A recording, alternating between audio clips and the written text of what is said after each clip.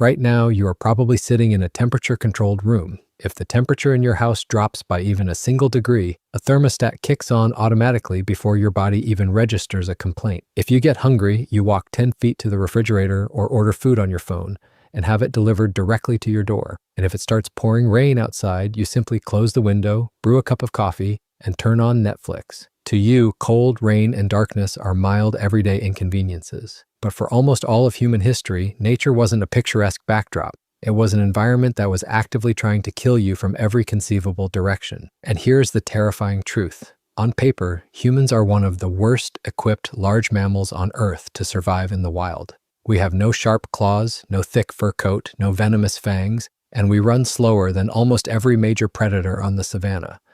Yet, we went from being a vulnerable, naked tropical mammal to conquering Ice Age Europe, the freezing depths of Siberia, and the entire planet. How did we survive a world that wanted us dead? The answer isn't that we were the strongest or the smartest. The answer lies in 5 desperate, ingenious innovations that saved our species from extinction. Let's start with the most fundamental threat: predators and starvation. A cheetah can reach a top speed of over 60 miles per hour. A horse can sustain 30 miles per hour for miles. You top out at maybe 15 miles per hour for a few seconds before your lungs scream for air. Speed was never the human advantage. Our advantage was something far more agonizing for our prey.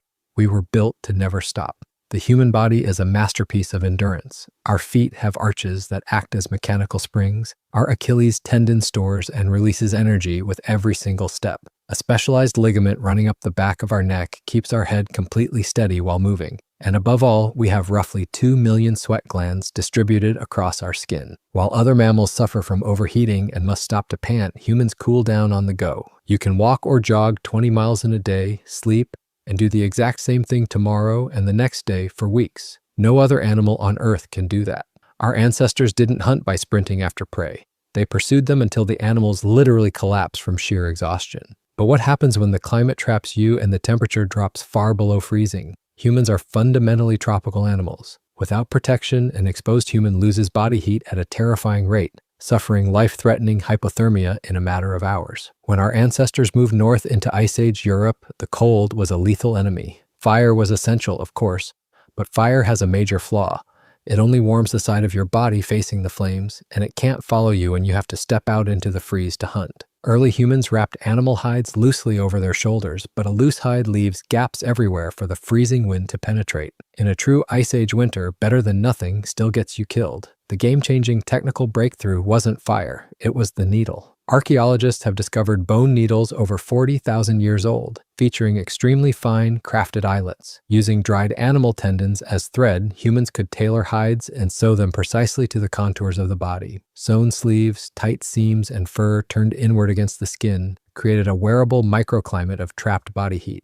Without that tiny bone needle, no human would have survived the Siberian Ice Age. And when night fell with no caves in sight, they engineered their own fortresses. In places like Mezhyrich in modern-day Ukraine, archaeologists uncovered 15,000-year-old domes constructed from hundreds of mammoth bones. Jawbones were stacked like roof tiles, and massive tusks formed structural arches. The walls were sealed with turf, hide, and packed snow to completely block out the wind. Inside these structures and natural caves, such as South Africa's Zibudu Cave, where 77,000-year-old plant bedding coated with insect-repelling bay leaf layers was found, they didn't just survive, they created home. Yet cold wasn't the only killer. Imagine it begins to rain, not a light drizzle, but a torrential, wind-driven downpour that lasts for days. For a prehistoric human, prolonged rain was a disaster. Tracking game became impossible as tracks washed away. Moving across wet, rocky terrain with bare feet meant a twisted ankle, and a twisted ankle in the wild was a death sentence. To make matters worse, a wet human loses body heat up to 25 times faster than a dry one. Worst of all was the risk of losing the fire. Before roughly 40,000 years ago, making fire from scratch on demand was exceptionally difficult.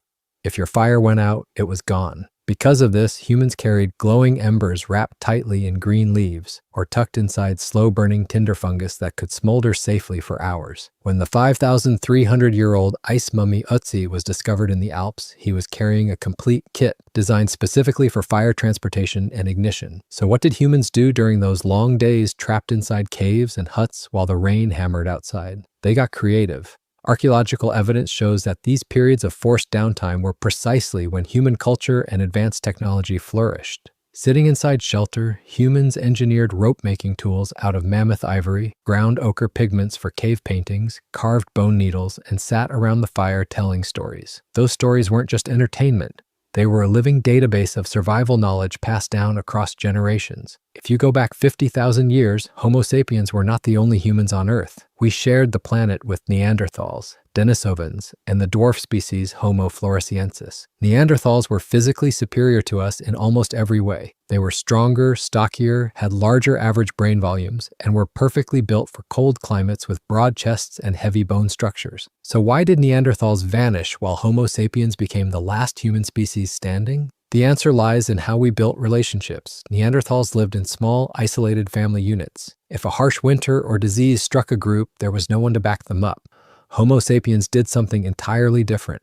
We built networks. Archaeologists have found obsidian tools and seashells hundreds of miles away from their natural sources. This proves that human bands moved across vast distances to trade, build alliances, and exchange information. When a crisis hit one region, the collective knowledge didn't die out. It was already stored in neighboring groups. We didn't survive because we were individually the strongest, but because we were the absolute best at cooperating and sharing knowledge across vast distances. Your existence today is not an accident. You are the end result of an unbroken chain of survivors stretching back 300,000 years. Every single one of your ancestors endured brutal Ice Age winters, dodged the jaws of apex predators, survived famines, and sat by the fire during rainstorms sewing clothes and sharing knowledge. They took a naked, vulnerable species and built a future where you can sit in a warm room and listen to this story. The next time you feel stressed about a spotty Wi-Fi connection or a chilly breeze outside, take a deep breath. Remember that the blood running through your veins belongs to the most adaptable, stubborn, and resourceful creature this planet has ever known. We survived a world that wanted us dead,